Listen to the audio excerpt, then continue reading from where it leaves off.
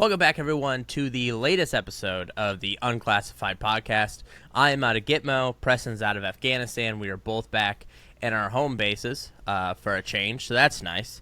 And we have a great show for you. But before we begin, remember to like, comment, subscribe on YouTube. Give us 5 stars on Spotify and Apple, and it'll be great. And also, we have memberships, so join those. And those are the questions today, right? The questions are coming from members? Oh, yep, we have questions for our members. Our esteemed member, Jake the Snake, ×2.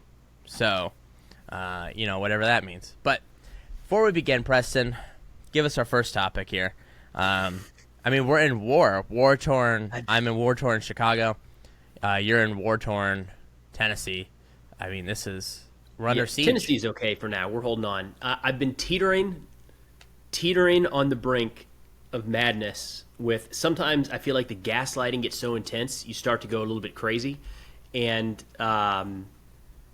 we've got worse than ISIS, worse than Hezbollah running around in, I guess outside an ICE facility in Portland is Antifa. I thought this was going to be like a little subplot and people were just going to say it and the world was going to be like, yeah, that was crazy what you guys said, so let's just move on to the next thing. But no. They're like digging in, and I have had a hard time deciding if it is so ridiculous that I can't tell if it's worth giving attention to or not. But I think it's a bad direction, but it is madness. So Kristi Noem, Secretary of Homeland Security, a few days ago talking about Antifa, said, quote, "They are just as sophisticated as MS-13, Tren de Aragua, as ISIS, as Hezbollah, as Hamas, all of them. They are just as dangerous." What are we doing? What is happening now? That is so wildly made up. I don't know where to begin. And so you want to brush it aside and say anybody, clearly, that thinks that Antifa is as dangerous as Islamic State or as capable as Islamic State cannot be taken seriously. But this was a briefing to the president, and they were surrounded by a bunch of people that were just like, yep. It is, and I do not know what world this is coming from. And I'm asking questions, and the answers do not back this up. It's kind of like, you ever talk to a kid who has an imaginary friend that has all these powers? That's kind of what it is for Kristi Noem. And that briefing they did with the president with all those influencers, those guys are morons. How come? Let me ask this again. I'll ask this on every social media platform I have. I'll ask it every week till we get an answer from Kristi Noem. And by the way, people of Chicago, hide your dogs. People of Portland, hide your dogs because she's coming around. Have you heard this dog story about Kristi Noem? Yeah. Yeah. Well, for the viewers who don't know, for our European viewers, she killed her dog. All right, so you're talking about this get together, this little gathering at the White House called the Antifa Roundtable, and they invited. You've got the DOJ, you've got the president, you've got the FBI, you've got Homeland Security, and then you've got this group of influencers. Yep. That, to your point, Ben, I don't know why these are the only ones who have managed to spot Antifa. Yeah, this is the secret. It's not. Don't worry. We have been monitoring domestic terrorism for a long, long time. We have departments, we have teams set up inside of organizations across the United States, local, state, and federal level monitoring this stuff. Don't listen to them. It's these 7 people that miraculously, I hope that's not where our anti-terrorism policy is going, but unfortunately, I think it is. Which is wild. And what's crazy is that they're not even they talk about Antifa, but when you look at what they're actually doing and what they say they're doing, right? You have the whole circus of Trump. But then when you listen to what Pam Bondi says, what the ranking Republican leadership in the House and the Senate says, this is not a fight on Antifa. This is not a declaration of war on left-wing terrorism. This is a declaration of war on mainstream Democrats. Just yesterday, they said, we're going after Indivisible. We're going after Blue, Act Blue. Act Blue. And Act Blue is the fundraising arm of the Democratic Party. It is like a transaction program. Back when in my DNC days, it's been around forever, right? It just made fundraising easy. Indivisible is not necessarily part of the DNC in any way, but it is an organizing wing of it. And the idea that either one of these are domestic terrorists, this is like your Northern Virginia, Orange County, like home goods wine moms donate to Act Blue, and they join Indivisible protests. Indivisible, most recent protest coming up is No King's Day, right? And we saw Tom Emmer and several House Republicans, several Senate Republicans say that the people going to these protests are terrorists. Are they? I went to the last No King's Day protest. I mean, am I am I part of the Al-Qaeda Home Goods Brigade? What are we doing here? So, like, when you talk to subject, and this is one of the things that's frustrating here, is like there are people who have been studying this for a long time and have been keeping an eye on it, but somehow what this and it is embarrassing to a degree that rather than look at those people, we're going to a group of Twitter influencers and we're like, well, I don't know, this dude said Portland is burning, but like the videos don't support that. The pictures don't support that. We have statements from like all of the officials, and I want to get to this here in a second, about like, to be blunt, who cares? I'm going to come back to that. Yeah.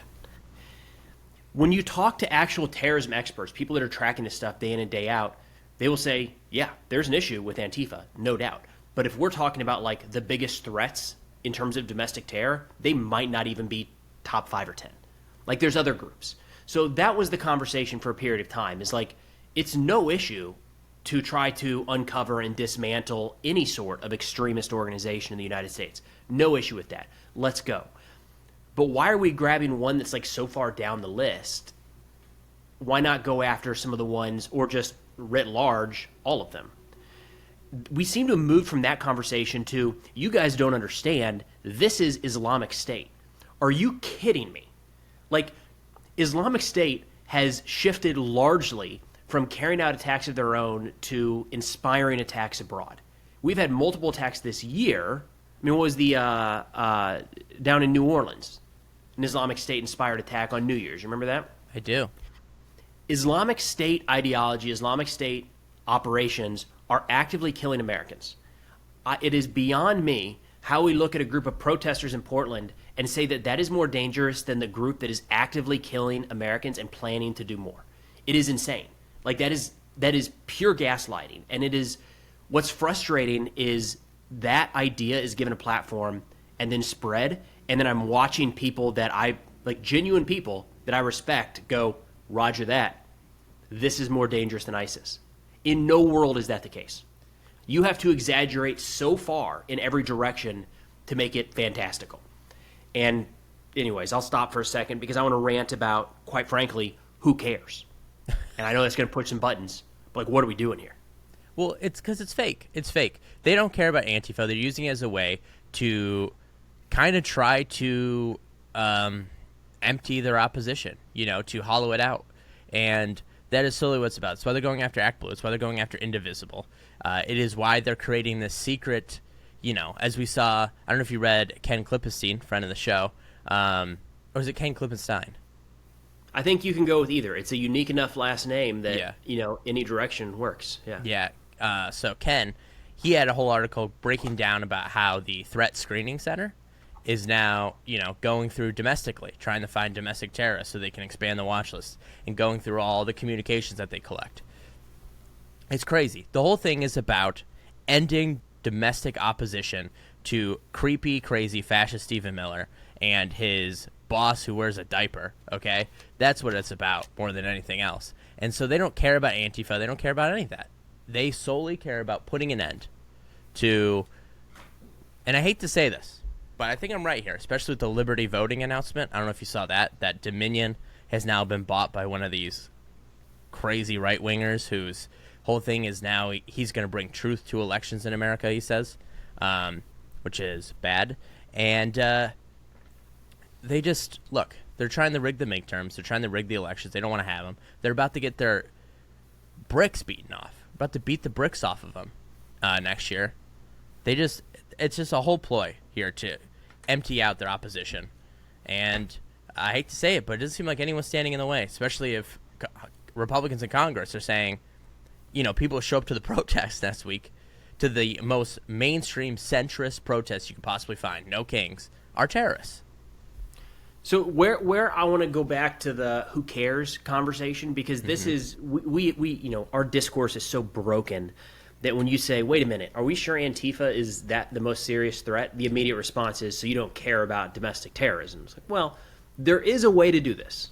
I promise. There is a way. We have managed. It's crazy. We have managed to monitor a lot of these threats over the course of our time as a country. So, like, there is a way to do that. We don't just have to be all or nothing. My argument is, let's make sure we don't take away resources from, like, legitimate threats that are trying to kill Americans and are killing Americans in the United States every single year, to put it towards some group that is wearing chicken suits in Portland. I just want to make sure we don't mix that up. Now, when I say who cares, I think it's worth opening this up a little bit, because we get lost in the dialogue and these arguments about, like, what is the president saying? Or, today he said they're not even building, after the stores burned down in Portland, they're not even building them out of materials anymore. They're just building their stores out of plywood. Like, that sounds like something from a dream. I don't know, frankly, where that came from, right? Like, that is just completely made up. And we get stuck on that. And I think we need to back up for a second and just, like, who gives a shit about what is happening in Portland? Like, yes, I want to make sure American citizens are safe. They seem to be safe. Like, I've been to Portland. I don't want to live there. It's cool. I chose to live in Tennessee. What is the thing that's happening out there? Like, they keep saying these things that are not happening. Like, that there are, federal officers being assaulted day in and day out. Like, okay, sounds like a law enforcement thing. Maybe ramp up some law enforcement. I don't know. When you go down this list, and I've asked some people that are tied into covering this, like, where is the terrorism thing? Explain to me the ISIS connection. How is this group more dangerous than ISIS? And it's like, well, they aren't allowing ICE vehicles at times to go down certain roads. It's like, okay. I'm having a hard time connecting that to beheadings in Syria, to be blunt. Like, also, sounds like a law enforcement thing. Well, the police aren't doing it. Okay, sounds like a corruption thing. Well, City Hall is involved, and they actually know where these Antifa people are. Sounds like a local government. Deal with them. What are we doing talking about this as a major terrorism threat? And how do we get from, like, I had one person say they are doxing law enforcement. Bro, if we are comparing doxing law enforcement to suicide bombings being planned in the United States, we've lost the plot. And I cannot understand, quite frankly, like, what I am seeing in Portland. I don't want to live there. I don't want that on my street. I'm focused on the things happening here in my community. We have a daughter in school here. We pay taxes here. We live here. I don't want to see an American city burn down, but it's not. So, like, what is the fascination with Portland, and why are people so angry about what appears to me, in large part, being, at the very least, heavily exaggerated? What do we care? Like, what did they have a few years ago? They, like, opened drug use. They allowed that on their streets. I wouldn't have lived there. I wouldn't have raised my family there. I would have moved to somewhere where that's not a thing. If that was in my city, I would have argued against it. But, like, I don't think that's a good policy. Okay, they can do it. Next. Why all of a sudden is this the thing where it's like, no, we're going to have to throw it all away for this. All of it to the side. Yeah. The reason they're targeting Portland is because it is known for, and it is a center piece of left-wing activism. Like, they've always just kind of had things there. But it also is a particularly volatile place. I should say, when I say volatile, you'll understand what I'm about to say here in a second. But essentially, Portland is surrounded by very rural red areas, and Portland itself is very blue. And so you have these militia groups. For whatever reason, the Pacific Northwest just has so many militia groups, and it is left and right. I once heard someone describe the area as the darkness gets to you, and maybe that's why they have so many militia groups, right? I, for the life of me, can't figure out why. But you have all these right-wing militias around Portland, and so then you have people in Portland who are left-wing who also have their own militias, right?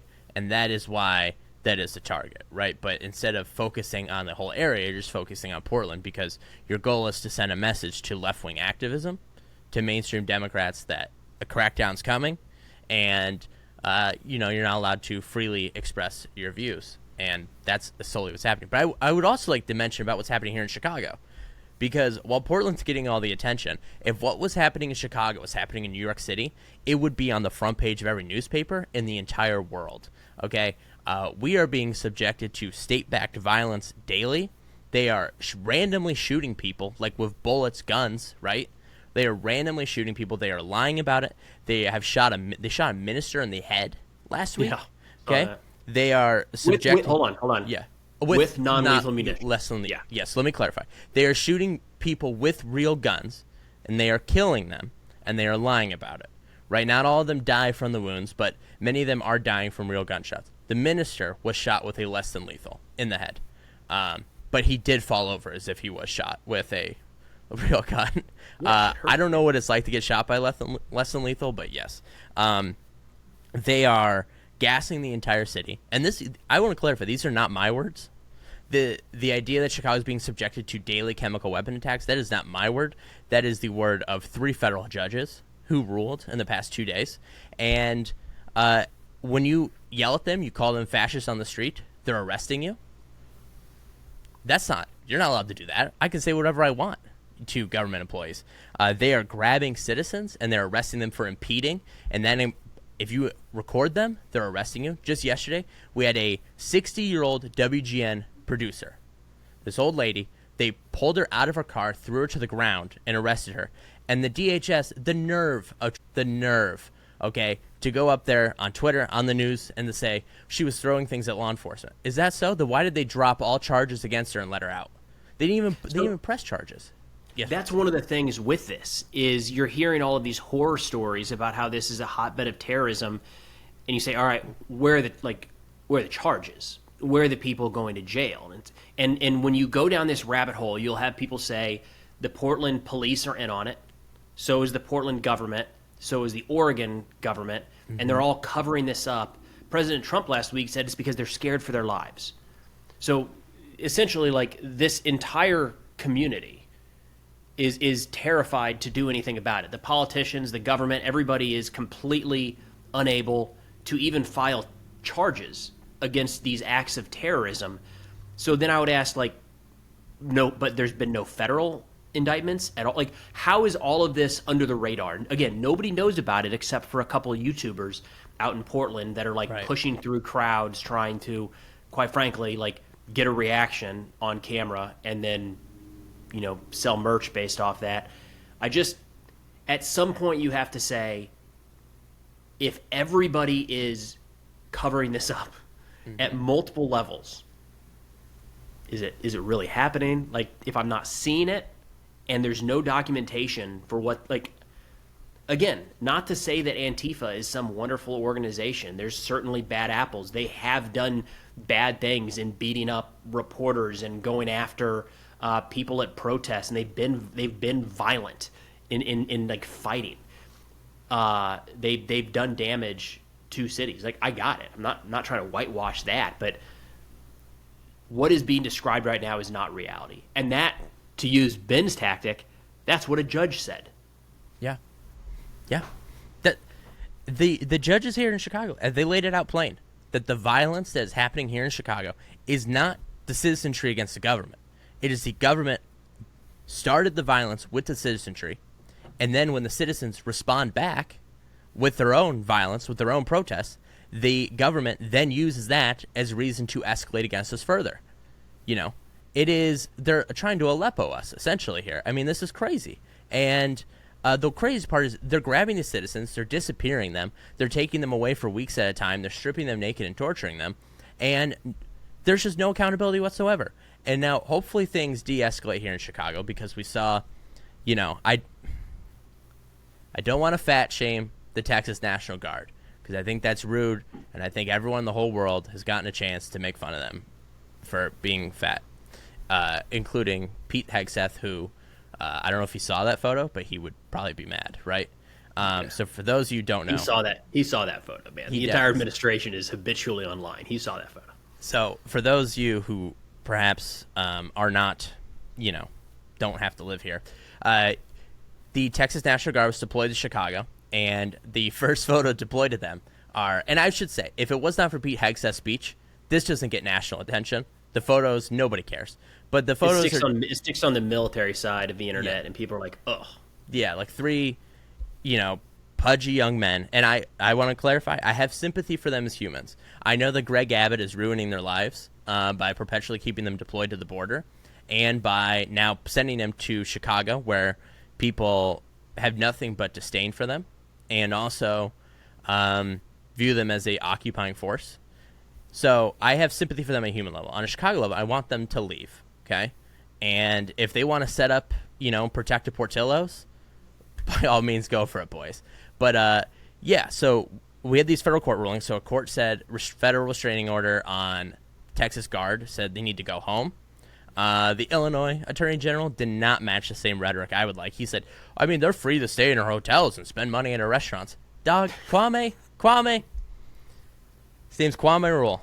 Get up there and tell them to get their Rudy 2 asses back to O'Hare and get back to Texas, okay? It's a 14-day restraining order. They can go home. The other ruling we have is that ICE is no longer allowed to arrest journalists, peaceful protesters, or observers in the city of Chicago or all of Illinois, which is good. Now, they are still breaking that law, though.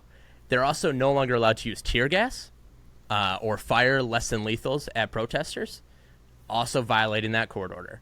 And now the most recent one is that they have to wear badges or name tags, or they have to take off the masks. And we're gonna see. I would have thought that would have been normal, to be honest. Yeah, you would have thought. And we're gonna see if they follow that. But Stephen Miller's been having a meltdown over it, saying that these judges have no authority to do this. And I just think everything they're saying makes sense. Because to be clear with the listeners, to be clear with you, Preston, the violence started with ICE. It started with them attacking the people of Chicago, and then it got returned onto them. So the root cause is them, and the courts are right. If you want to fix it, you have to start with the person who is instigating it all, right? So, Now, something that I think is worth mentioning is that might not be totally understood, especially for some of the international audience, is the red state versus blue state dynamics here. yes. And we have a lot of states that are traditionally red or blue. So, some that change from one election to another, and maybe wouldn't really associate those as like heavily Republican or heavily Democrat. The crazy thing is we talk about red states and blue states, and it goes like 55 to 45% is like a big win for one side. And that's like, you're it's essentially half the population because that's America. We're like pretty split down the middle. But personal opinion here, I think, and I voiced this, I think the utilization of any military forces, even a National Guard, for anything outside of clear disaster relief is very, very risky, and we need to be very, very careful with how we do that. I think it would be very dangerous for a president to call up a state's National Guard over the governor. I think that risks a lot within the state. I don't like that. I don't think that's a good thing. If the governor says we don't need this, I think it's a problem when the president says, too bad, you're taking your own troops and moving them up.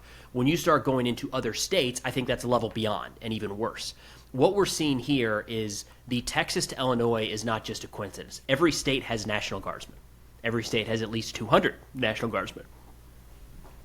They could have come from anywhere. It would have been a lot cheaper to send them from Wisconsin or Indiana or Illinois even also Ohio, has its own. Missouri. We have our own national. We have a huge National Guard. Yeah. There's plenty of options. Even if you wanted to go outside of the state, which again I will say I think is a bad move and a bad precedent, there's a lot of places closer than Texas. The blue versus red versus blue dynamics are crazy here in the U.S. From my experience, what I've seen living in Texas for a period of time is there is a strong dislike bordering on hatred of California. You'd hear it. Yeah. Now, there were a lot of Californians moving to Texas, and they were not happy about it. Now, it would never cross my mind that that would reach the point of violence or anything like that, but they were the others, no doubt. And I don't know if that's reciprocal in California, like if they dislike Texans or how that is in Illinois per se, but that dynamic, thrusting that dynamic into the middle of this is not good. And we immediately saw Governor Abbott come out and kind of start shit-talking in Illinois. I think that is another level of, what are we doing here, guys? Like, there is a fault line there, no matter how minor and insignificant it may be, but to intentionally utilize that fault line in this deployment just adds unnecessary fuel to this fire. My gut says that it's probably intentional, again, given the fact that there's so many other National Guards units that could have been leveraged. But that's a real issue here. Like the red versus blue, blue versus red, to me, it looks like it's being exploited a little bit, which is, again, another layer of what are we doing? This is not good. Well, so we had an interesting voice. Governor Stitt, the very Republican governor of Oklahoma, condemned the Texas troop deployment to Illinois. And he told the New York Times, "We believe in the federalist system. That's states' rights. Oklahomans would lose their minds if Pritzker in Illinois sent troops down to Oklahoma during the Biden administration." Yes. And he's right. And he said that, and when asked why other Republican governors are not speaking out about this, he said, "Maybe you just haven't asked the right ones," which I thought was an interesting take. But another thing, Preston, that's kind of buried in this news here, and that the Illinois, the attorneys for the state of Illinois in federal court had to keep reminding the judge of this and the DOJ, is not just the Texas Guard that was deployed to Illinois. It was also the California National Guard was deployed to Illinois. Okay, they were federalized, and when they could not go to Oregon because they got blocked, they were then sent to Chicago. So it is both of them there.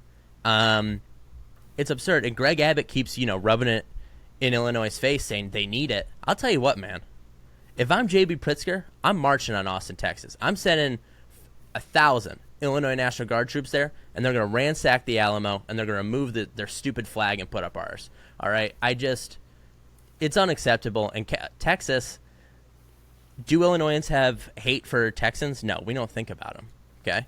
I have nothing good to say about Texas. I know we have a lot of listeners there, and I appreciate their listenership. And I like the people from Texas I know. But the Texas state government can buzz off. And these troops, they have no role here. And it is a provocation on the local population, if anything. Because we have our own National Guard troops. We have our boys here from Downers Grove, from Schaumburg, from Chicago, down in Bloomington, and East St. Louis, Springfield, right? And Galena, where Ulysses S. Grant's from.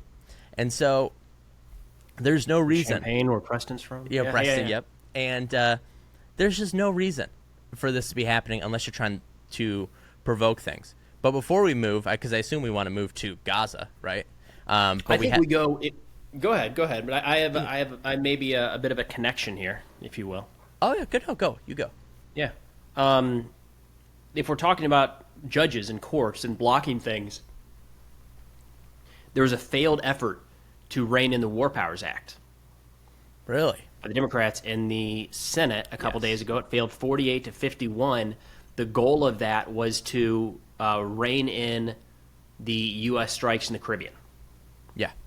So we are seeing kind of Congress try to act a little bit, but it failed. So it looks like the strikes are going to continue, and by all accounts, yesterday Venezuela went to the UN Security Council and said a U.S. attack against Venezuela is imminent. So I think that's we correct, should pay attention to that. I just don't understand. He cannot order troops into war against another country, right, without notifying Congress and then them voting on it.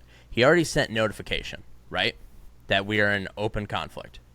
Congress now has 60 days from that statement 2 weeks ago or a week ago to vote on it. When are they going to vote on it, right? Congress is shut down still, so they can vote on it. There's nothing stopping them. But Mike Johnson won't call the House back in the session, it seems like, until Thanksgiving. So I don't know. Are we just, I guess that's not 60 days. 60 days from last week would be what? Mid-December? December 1st? Yeah. Love you, Ben, but you're talking about a set of rules that do not exist That's right correct. now. Yeah, so, that is true. I got it. You're talking about what should happen and how this ideally is going to play out. That is not in the cards. This will be labeled a counterterrorism operation. They've already talked about more recently, it's not been Trinidad, but the Cartel of the Suns, which they've alleged that Maduro is the head of, and no doubt Maduro has connections there, and as Maduro is a narco-trafficking drug lord. Yeah. A terrorist cell leader. So this is not war. We are not going to be going to war with Venezuela. We are going to be eradicating cartels under counter-narcotics operations. And then while you talk about the 60 days needed in Congress, we're going to be 45 days into strikes inside of Venezuela. That is a good point. You presented me with a question this week, and you said, how can there be any accountability if Trump is going to pardon everybody? And I actually came up with the idea yesterday. Okay. You just need to make abundantly clear, Democrats need to make abundantly clear that Trump is going to have to pardon 45,000 people because somewhere down the chain of command and every single one of these agencies, whether it is the left-wing crackdown or it is the war with Venezuela, someone's being charged, right? And if that means it is if you pardon everyone, the only one left is some private on a ship somewhere, then that'll be what happens, right? You need to make clear that everyone has a responsibility to stop this, or you will be charged. And I think that is the best way of going about it. What do you think of that? It sounds like something that wouldn't happen in reality. I agree, because we don't have an opposition party with any kind of principles. Agreed. So sticking with Venezuela here real quick, there have been pretty significant developments just in the last week. Like I keep saying, we are on the march to war. That's what it looks like. Yep. Last week, President Trump told Richard Grenell, the man running negotiations down there, to call off all diplomatic efforts. Wait, Richard Grenell is leading the negotiations? Isn't he the president of the Kennedy Center? Yes, but a la Marco Rubio, he has multiple jobs. Go ahead. Continue, please. Not running negotiations anymore. They just called him back. So, or called him off. I don't think he was in Venezuela. But last week, reporting came out that we are done with diplomatic efforts. I didn't know there were diplomatic efforts in the first place. It sounds like what we were trying to get was Maduro to step down, access to their natural resources, and for them to cut ties with any direct support they have for cartels. Apparently none of those are happening. Another report yesterday, or 2 days ago, said that Maduro had offered to sever ties with China, Russia, and Iran, to reroute all oil that he was selling to any of them to the United States, and to grant U.S. companies direct ownership of some Venezuelan natural resources, so long as we don't invade Venezuela. And we declined it, apparently. It just feels very much like regime change is in the cards. I think our hope was that he would just fall, or maybe there was a more robust movement in Venezuela to push him out when this pressure intensified. That has not materialized. I saw a good analyst yesterday said that our assessment that Maduro was hanging on by a thread was misguided. He has more support, and he's entrenched more support. It's not to say he's popular. It's not to say that people love him, but think of Saddam in Iraq.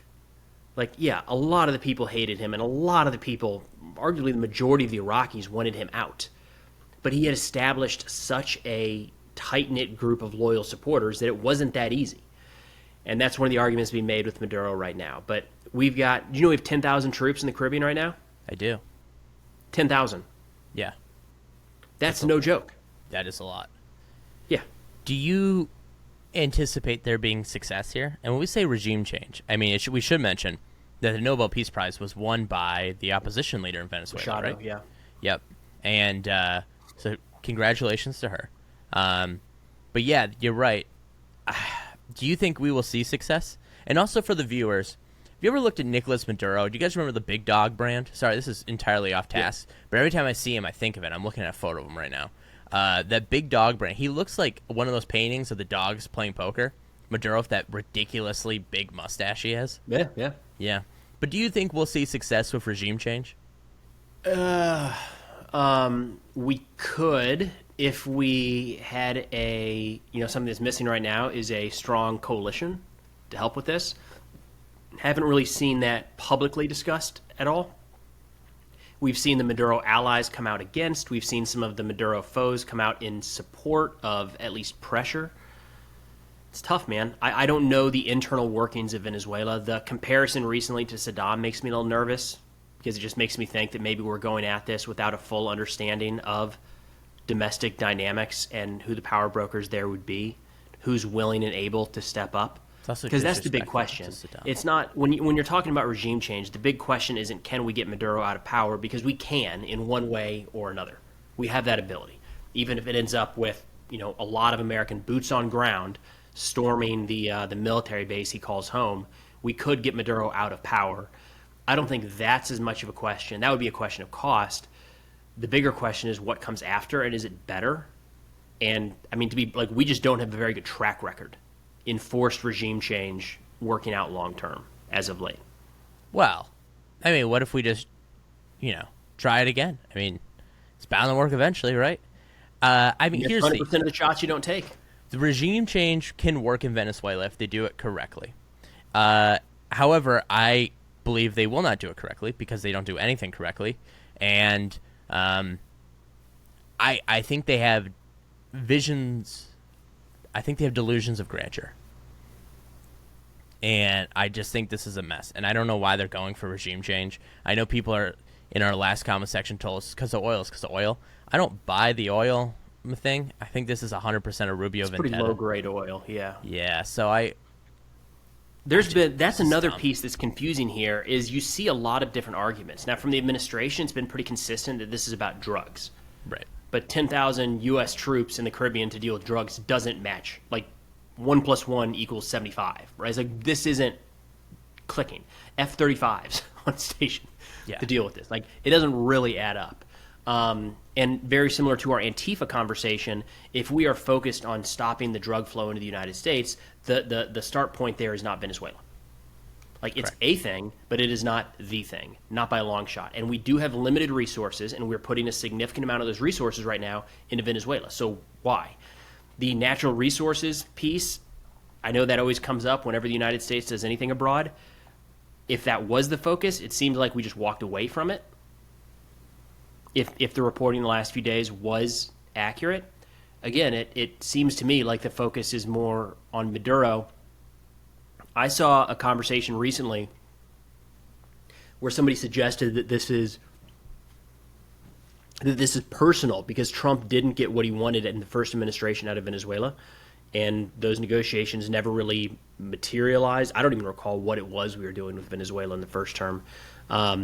But that Trump views that as like unfinished business and almost like a personal affront. I don't know. I've got to come up with a reason as to like why we're going after Maduro so strongly, and I can't come up with a clear one. What I do know is that if U.S. troops die in this operation that they can't articulate the reason for, it's going to be very bad for this administration. I believe that in my core, especially in undeclared war, I think that's going to be bad. And so I am curious as to what the strategy is. I mean, are they going to invade Venezuela with 10,000 men? I don't think so. There's enough people in the military that would say, hey, stupid idea. We can't be successful with those numbers. Yeah. I mean, long-range strikes, quite frankly. Like, what's going to happen here in the next little bit is we're going to see either Reaper drone strikes, maybe F-35s utilized because it'll be easier to penetrate Venezuela. Venezuela has air defenses. They do not have the most robust air defenses, not by a long shot, but F-35s, they're not going to see them. They're not going to have any chance of shooting them down, so maybe we'd use F-35s to be extra careful. We already have those forward deployed, and then Tomahawk cruise missiles, which is wild to be talking about F-35s and Tomahawks being used against Venezuela, but I think that is the most likely scenario here because both of those significantly reduce the chance of U.S. casualties. I think you're right. I just don't know. Like, are we going to capture Maduro? Are we going to kill Maduro? What is the game plan here? That's part of the challenge because the continued focus is on drugs. So we keep talking about drugs. So if the focus is stopping the flow of drugs, how do we connect capturing the head of a government? We don't like him. Call him the illegitimate government, and no doubt the elections were so far they were illegitimate elections. All right. Yes. But to grab this guy at the same time we're talking about drugs, it doesn't one-to-one doesn't add up there. Yeah, no, there's. I think they don't even have an idea of what they want to do. They like have an objective, but they don't know why they have the objective, and so they're just going to go for it. But interesting, we see Colombia being very much against this, right?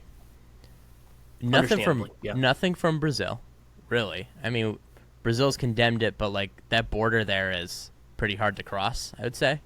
And so you have what, Guyana then is their other neighbor there. I think they spoke out against it. There were a bunch of statements at the UN Security Council yesterday, as you would expect from the Security Council, like very vague and broad and nothing material, but kind of China's not happy, so we got to be careful about what. Well, you'd think Venezuela's allies, supposed allies, China and Russia, be rushing soldiers or arms to Venezuela right now. But you're not saying any of that. No, I don't think Russia has the capability to do that right now. Yeah. Look, they're occupied, and it's the same reason we watched the Assad regime fall, and Russia was like, we can't do anything about that. That is true. We can pull Assad back and put him in a palace with some video games for the rest of his life. That's about the extent of what we can do. They're not going to be able to intervene at all with Venezuela. And China strikes me more as a long-term player of, like, they'll just watch and see what the reaction is. And they're probably banking on there being some pushback in the region against the United States, and China will just leverage that to their advantage. It'll be, especially now that we're entering a new trade war with China, it'll be interesting to see what happens there. Because I think you're right, but, I mean, the big power player in all of Latin America is Mexico. Even if Mexico thinks they're above it, they are, I would say, the second most powerful country in the Americas, right, behind the United States. I think they're even more powerful than Brazil, for being real. I think if we see Mexico, I mean, they won't, likely not, but if we see them not try to aid Venezuela, because they have a strict pacifism rule, but I would say if they aim for tariffs or sanctions on the United States, I think we might see the U.S. administration back down. But it's hard to know. I mean, what do you think there?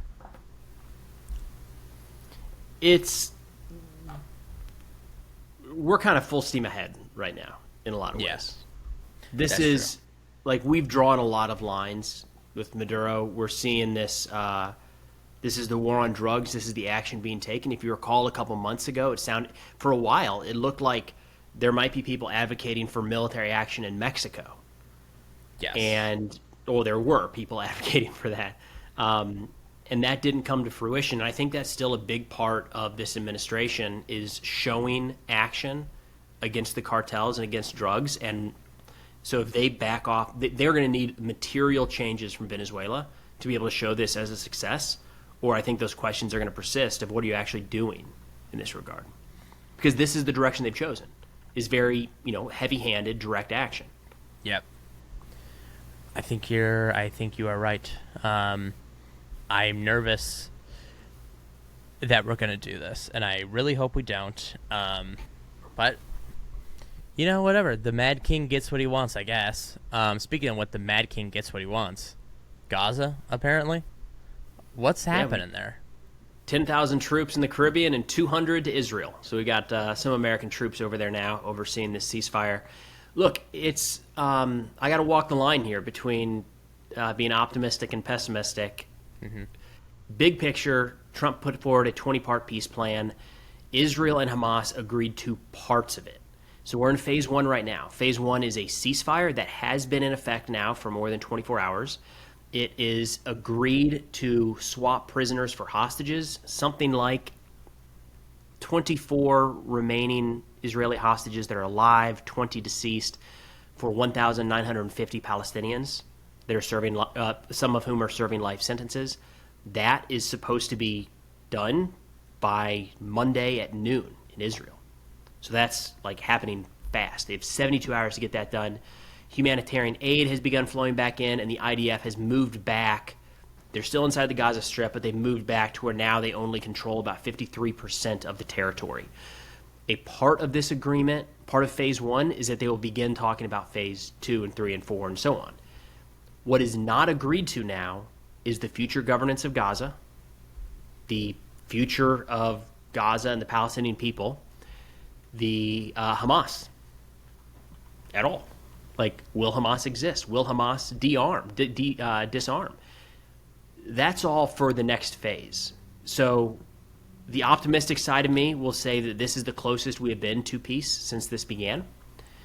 The pessimistic side says, Hamas remaining a military entity in Gaza is going to be a deal breaker. That's a big item here, and it's not yet agreed upon. We'll see. The big thing right now is the ceasefire is holding, and we're going to watch for the hostages to be returned in the next 48 hours now. If that doesn't happen, this thing could just completely fall apart right away. What do you think? What are your odds? I got to wait until that's the big one. So the ceasefire is held, and that's awesome. Israel did move back. That's been verified by U.S. Central Command. And we've seen videos and pictures of Israel actually conducting that withdrawal. It's all about the hostages. Like, that's been the big thing from the get-go. And as of now, that would be the only victory that Netanyahu could present to the Israeli people. They've laid out a couple war aims from the beginning. And one of the key ones is the return of all of the hostages. He might be able to say that that is accomplished in the next 48 hours.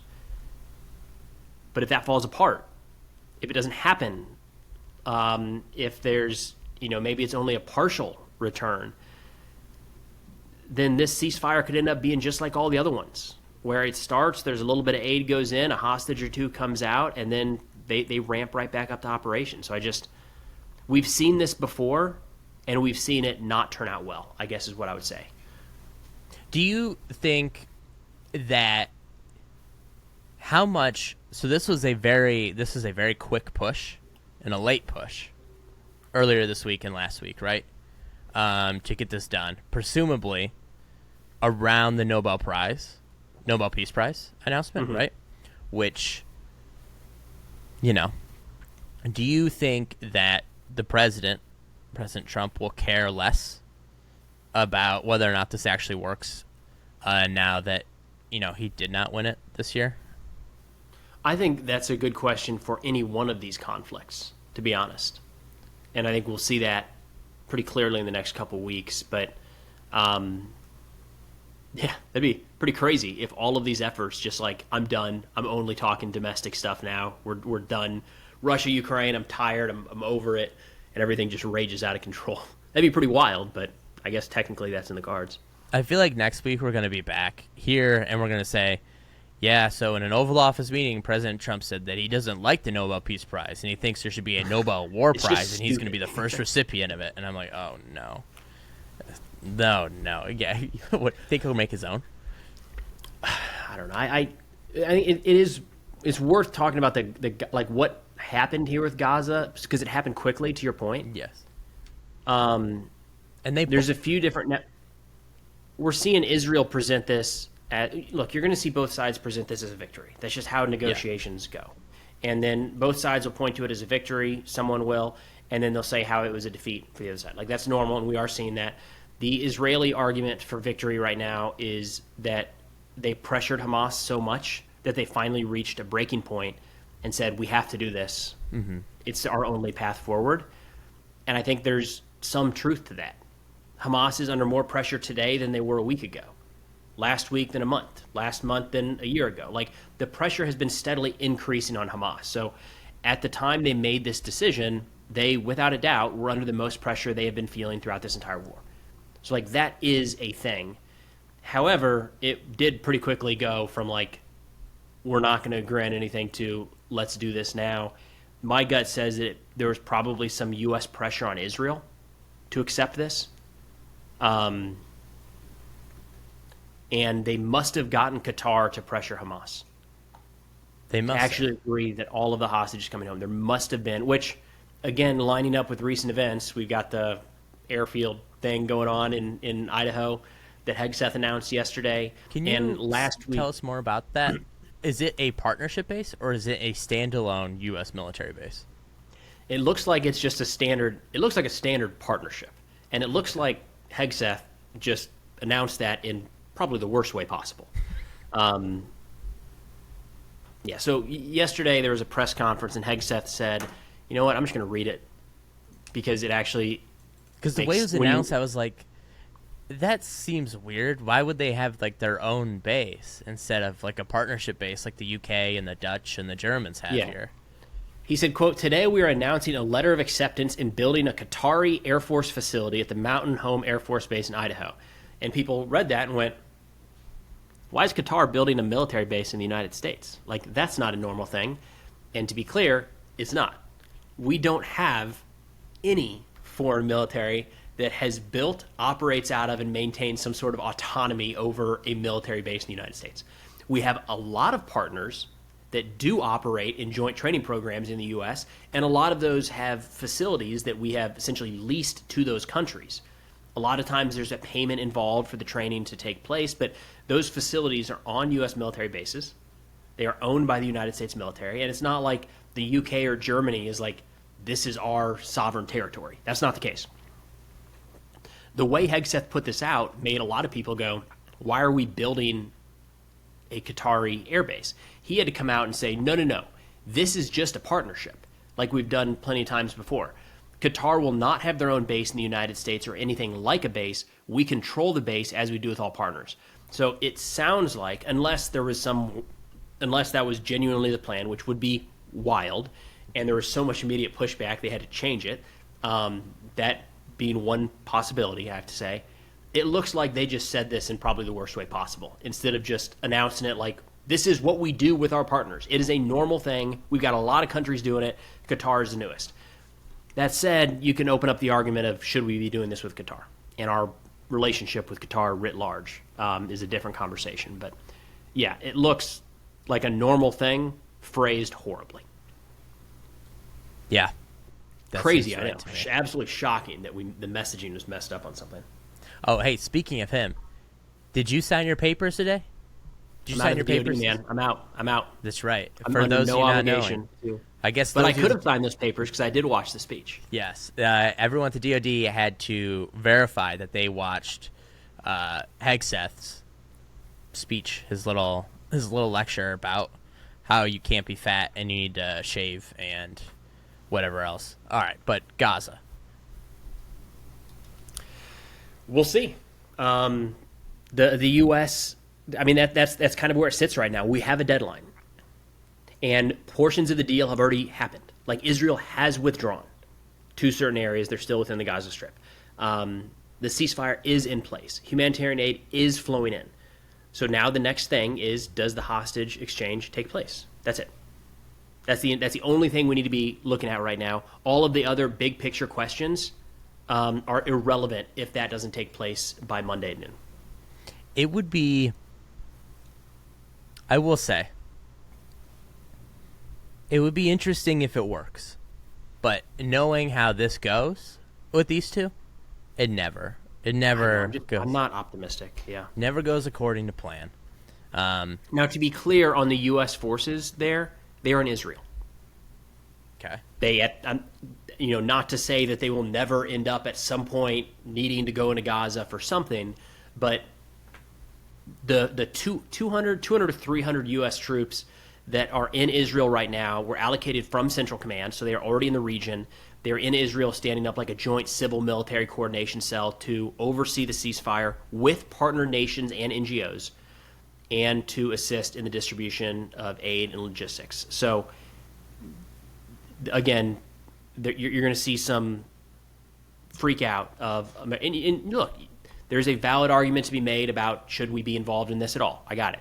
But just know that from everything that I've seen, there's no indication the U.S. is going to have boots on the ground in Gaza enforcing the ceasefire, peacekeeping, anything like that. It is interesting. So Trump is now the ruler of Gaza by the agreement, right? No, because none of that stuff has been agreed to. I know what you're getting at, how he's okay. like the chairman of peace or something like that. But the chairman again, of Gaza. these yeah, are portions of the 20-part peace plan that were not agreed to. So so they didn't agree to it in full. They only agreed to parts. Yes. Which is why this hostage exchange is like the thing. If it happens, great. Let's keep moving with these conversations. If it doesn't happen, then we're back to square one. What if Hamas gives up the hostages and then Israel continues their offensive? Is that That's reality? one of the questions that has been asked of President Trump recently is, for lack of a better term, a security guarantee for Gaza. What if that's Hamas one of the attacks risks? US That's the forces? risk that Hamas is taking here. Yeah, that is. And also, I mean, what if Hamas hits U.S. forces in Israel? I don't know. We could play, what if frogs had hip pockets and had little guns in them, till the end of time?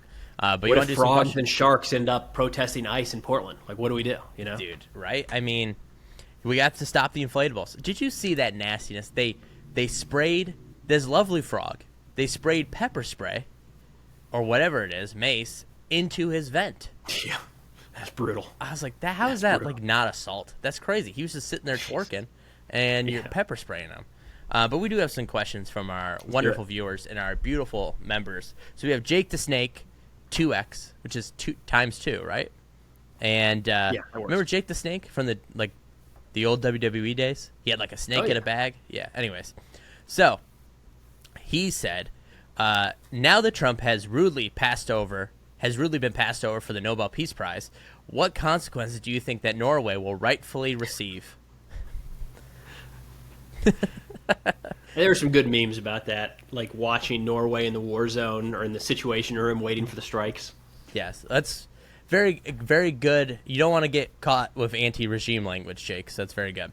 His other question here is, I mentioned a few weeks ago that I thought the U.S. was in a cold civil war, especially the gerrymandering and redistricting being done. And what would have happened for the war to go hot? Do you guys feel now we are close to the point, due to specifically the Texas National Guard troops invading Chicago, or do you think this is more theater and that this won't come to actual violence between the Texas National Guard and Chicago citizens? Preston, lead us. So I actually do think we're I wouldn't say civil war, but large scale violence in the United States, because there's so many scenarios right now that could easily tip over into a violent exchange that can spiral out of control. So we're watching, every day, just open up social media and you'll see a new clip of people with masks pulling citizens out of their cars. One of those people is going to be armed, legally or not. Mm-hmm. And when a masked man comes to take them away from their children or take their child away, they're going to defend themselves and they're going to kill what could end up being a federal agent. Like, that is every moment that this is going on. The Blackhawks going into the assault on the apartment complex in Chicago, same thing. Like, America has a lot of guns. I know we talk about how blue state, red state, and there's more guns in Texas than there are in Illinois and all that. There's a lot of people in Illinois with guns. There's a lot of people in Oregon with guns. And I would argue that a lot of these people would probably, I'm not a lawyer, but it seems like you'd be justified. If somebody kicks in your door in the middle of the night and you shoot them and they don't announce who they are, and that's the kind of thing I'm worried about, is I feel like every day this goes on, the likelier we are to get an accidental act of violence that has, again, imagine that an ICE officer is shot and killed trying to round somebody up in Chicago. What do you think happens next? Do they step back and say, we need to reevaluate our procedures? Or no, they're probably going to double down in some way, shape, or form. And I just feel like we're closer to that now than we've been in my lifetime, at least. Hearing one of those stories would not shock me today, and that's crazy. I do agree that I think it's more likely to happen, the more aggressive they get. However, I would also say we only ever really see these draconian crackdowns that they're doing in cities where there are not high firearm ownerships. Illinois owns the least amount of guns in the entire country. Chicago, I believe, has the lowest firearm rate in the entire country as well. So, they're not doing this in Texas, right? Because, as you said, right? So I think there's that. But their question here is, do you think there will be actual violence between the Texas National Guard and Chicago citizens? Should an appeals court repeal the temporary restraining order? No, I think we're a long ways from that. I still have a lot of confidence in our military and our military chain of command. So I think you'll see Chicago citizens letting the Texas National Guard know what they think of them. I think that's what you'll see.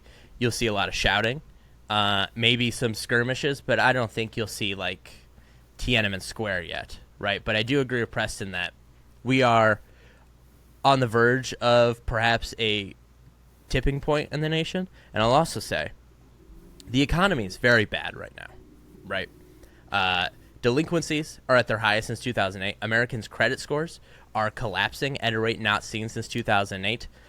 Repos, repossessions, foreclosures are at their highest since 2008. They're approaching 2008 levels.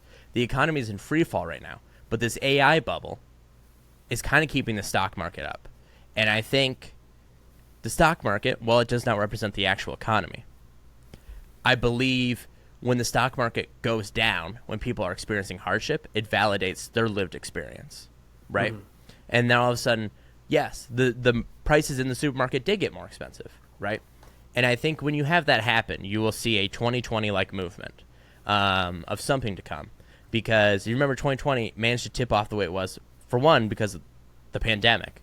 But also, you had mass unemployment, you know? You had 10% national unemployment. So if you get to that, you will most certainly see something. But a civil war, I agree with the cold civil war thing, but I don't really know what that ultimately looks like, if not just the troubles from Northern Ireland on a large scale. So this one is an Apple Podcast listener.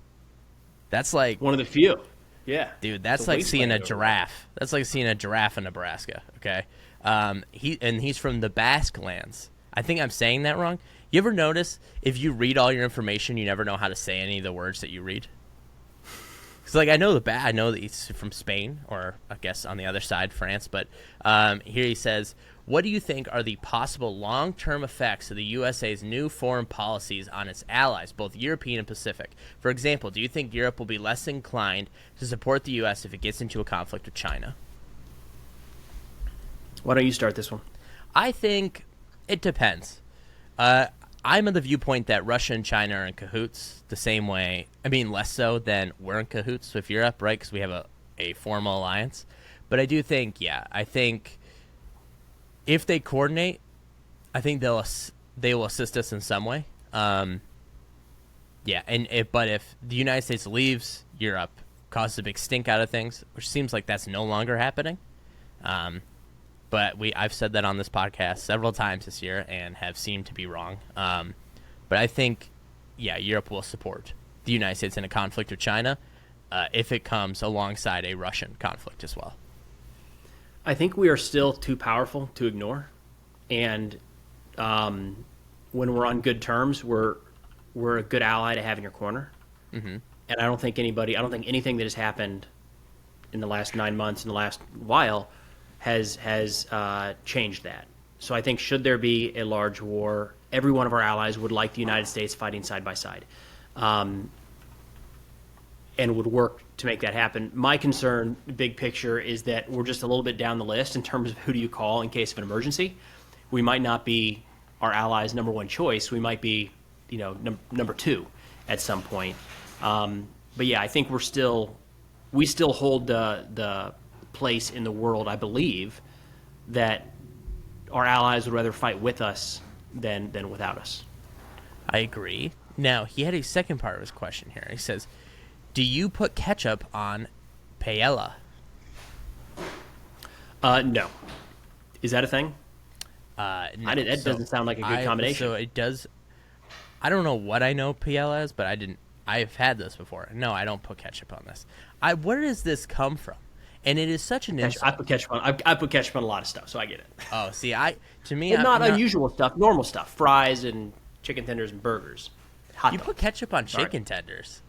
Not on, but it occasionally is one of the dipping sauces. Not the go-to, but That's interesting. Okay, it's a thing. This person asked here, could you cover the cancelization of many military programs under development? The JLTV, IT jobs, E7 Wedgetail, M10 Booker, and the rapid replacement of Armory rotary air assets for a push towards future warfare. Does this make the U.S. Armed Forces more prepared for future war? So I don't have all the details. I'd have to spend more time looking into that because there have been a lot of programs, and historically, there's a lot of programs that we start and don't make it to completion, or do make it to completion, then we say we're actually not going to pursue that. So I can't talk to the details of all those programs. I like the agility that we're constantly trying new things. But one of the challenges, I talked to Alex Hollings about this a couple months ago, was we've got these brand new fighter jets we're building, but it takes like 10 years to get them into production.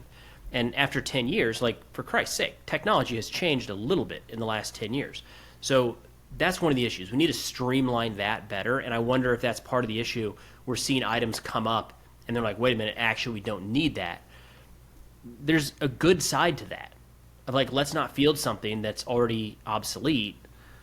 But the other side is we probably need to be a lot faster at our development cycle to get these things actually out to the force. This one comes from The Shively Show. They said, I'm interested in Preston's thoughts on how the rank and file in the military feel about the non-traditional things being said and done by leadership, if they feel anything at all. Obviously, the military is apolitical and people vote and believe many different things, but the impact of the DOD/president is just something I'm ignorant about.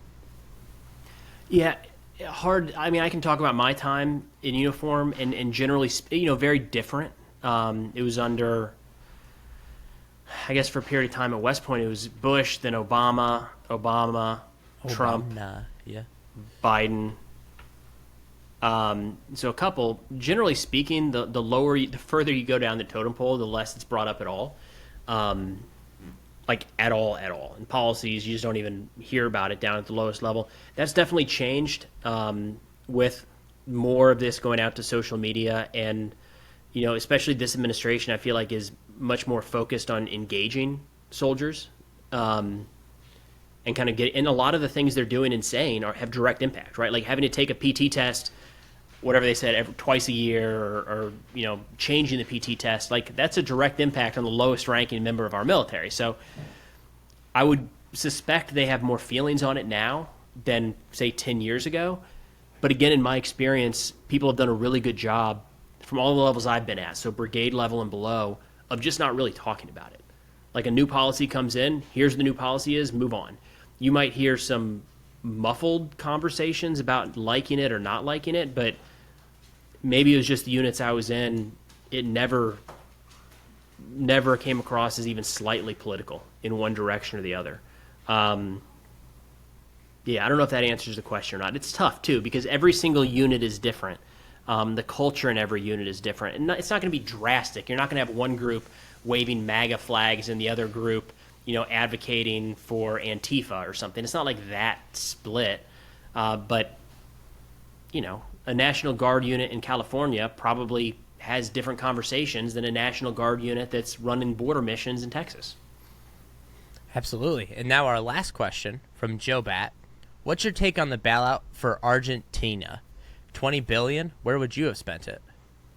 Take it away, Ben. I think it's dumb. I don't know why we're bailing out Argentina, other than the fact that I think Trump likes the guy. His name's slipping me, but he's a freak. And it is Malay, that's right. See, he had his own rock concert to debut the release of his new book. What would you do if you were a president, man? Yeah. Yeah, great use of $20 billion. I don't know. I think it's dumb. And we got played, especially with the soybeans. We bail out Argentina. Then they sell all the soybeans to China, who then doesn't have to buy soybeans from us. It's dumb. It's so foolish. We should not have bailed out Argentina. That's my thought on it. What do you think? That's the part that doesn't seem right to me. It seems like it actually is doing, it's one thing to bail something out and there's not like a direct impact on the U.S. or it benefits us somehow. This one seems like it's like directly, clearly, and immediately harming some of our farmers.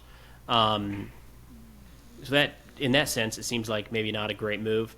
But I haven't heard a solid argument as to why it was necessary, other than just financial stability in the region, which could use some more details there as to how we all of a sudden need to step in and backstop that very suddenly too. But not something I'm super spun up on. Yeah. Well, folks, that's been all from us this week. So remember to like, comment, subscribe, follow us on Spotify and Apple, give us 5 stars, and we'll see you next week. We're going to have a big secret next week, so follow us then.